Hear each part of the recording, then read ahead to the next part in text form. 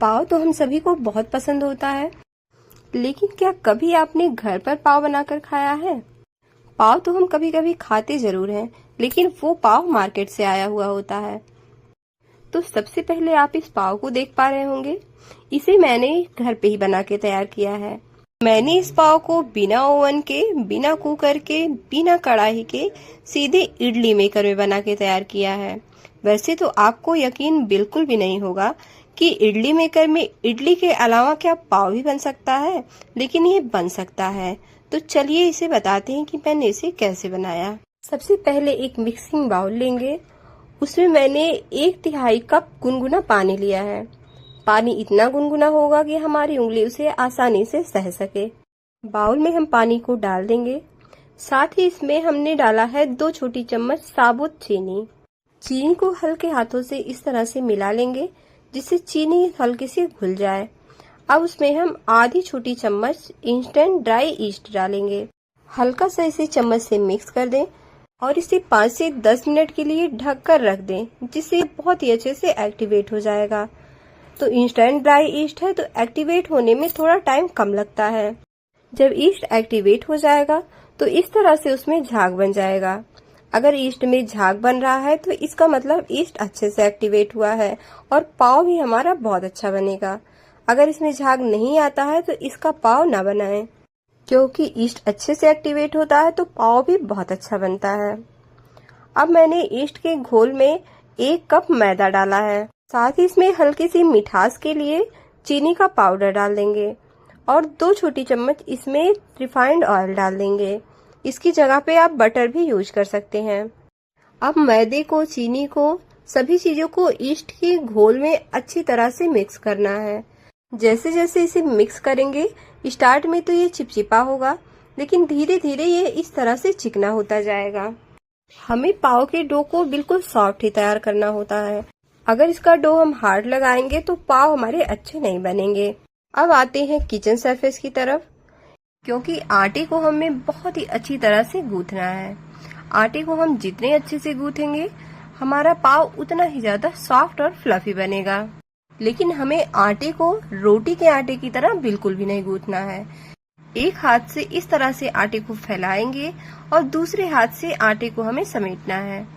इसी तरह से डो को हमें लगभग 10 मिनट तक अच्छी तरह से गूंथना है।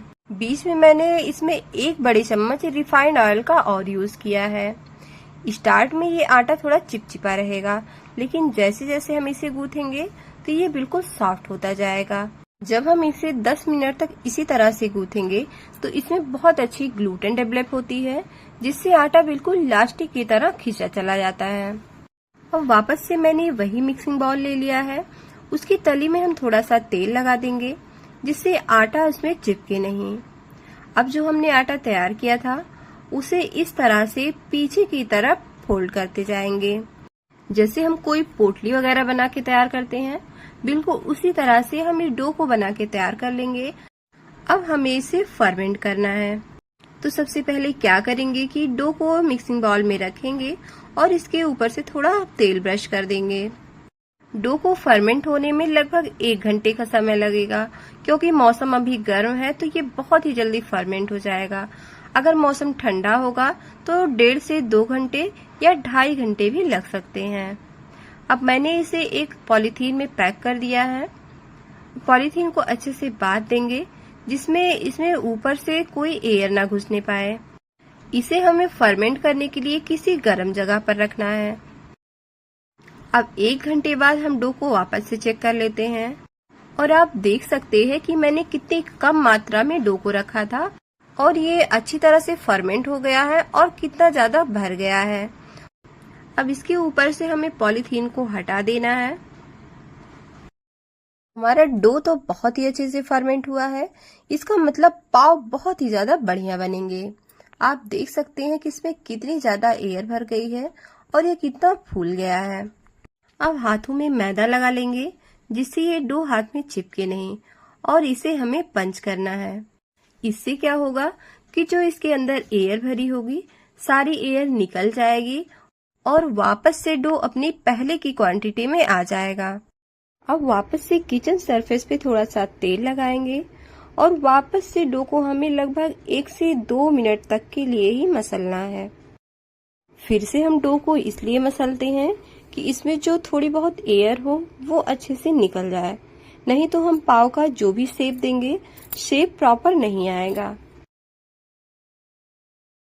डो से हमने सारा एयर निकाल दिया है। अब हम उस बर्तन को भी तैयार कर लेते हैं जिसमें हमें पाव को बेक करना है। तो यहाँ पे मैंने इडली का मोल्ड लिया है क्योंकि आज हम पाव इडली मेकर में बनाएंगे। तो पहले क्या करेंगे कि इडली के मोल्ड को अच्छे से ऑयल से ग्रीस कर लेंगे, या आप चाहें तो इसके नीचे बटर पेपर भी लगा सकते हैं। अब जो हमने डो को मसल के तैयार किया था उसे इस तरह से लंबाई में फैला देंगे।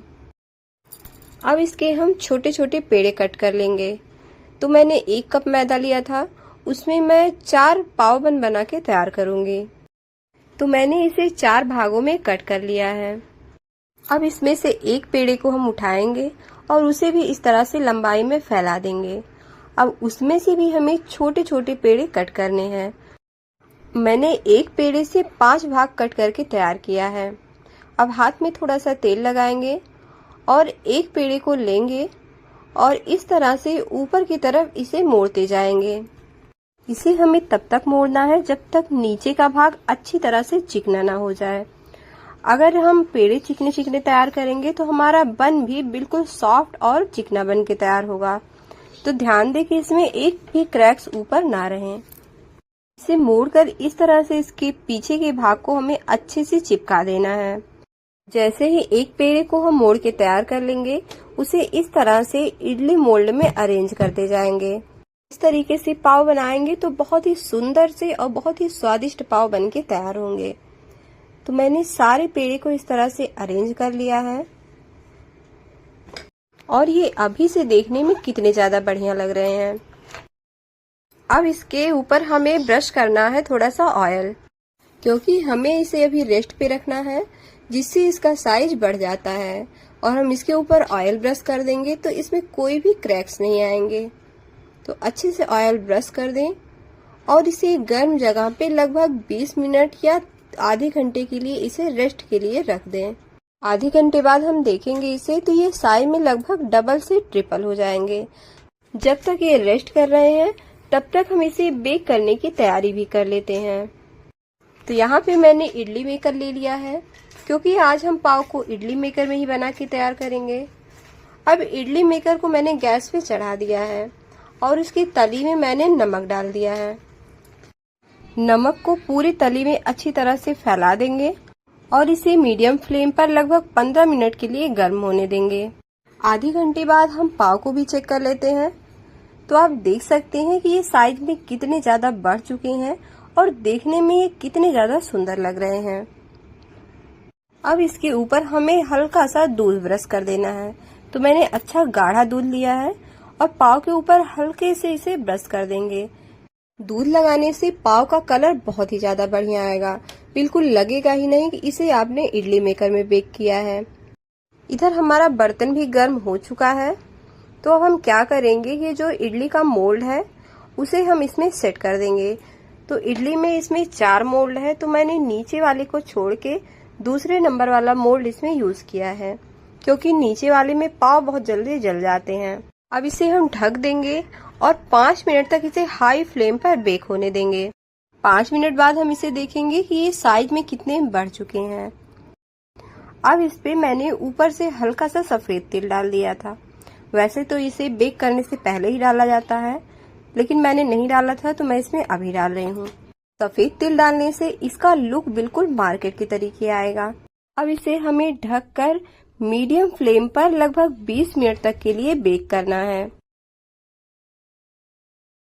इसे बेक करते हुए लगभग 20 मिनट हो चुके हैं। अब इसे हम चेक कर लेते हैं। तो आप देख सकते हैं कि पाव कितनी अच्छी तरीके से बेक हुआ है और इसमें कितना बढ़िया सा कलर आया है। इसे देखकर आपको खुद भी यकीन नहीं होगा कि इसे हमने इडली मेकर में बनाया है। इसे हम इडली मेकर से बाहर निकाल लेंगे।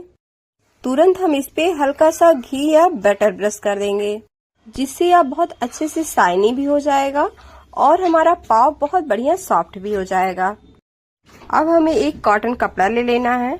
कपड़े को अच्छे से पानी से भिगा देंगे और उसका सारा पानी निचोड़ लेंगे और उस कपड़े से ढककर पाव को हम लगभग 10 से 15 मिनट के लिए रख देंगे, जिससे उसके अंदर स्टीम बनेगी और पाव बहुत ही ज्यादा सॉफ्ट हो जाएंगे।